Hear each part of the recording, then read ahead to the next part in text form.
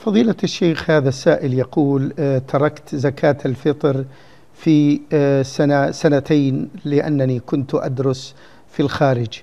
باقية في ذمتك، دين في ذمتك، فتخرجها قضاء وهي باقية في ذمتك، وكان الواجب عليك أن تخرجها في فقراء المسلمين الموجودين في البلد الذي أنت فيه، لأنه لا يخلو غالبا، لا تخلو البلاد الغربية أو الكافرة من وجود جاليات مسلمة، فتدفعها إليهم، أو توكل في بلدك من يخرجها على الفقراء، وكلا الأمرين جائز، ولكنك ولا يجوز أن تتأخر وتبقى في ذمتك، لأنها دين ولا تسقط إلا بأدائها. نعم.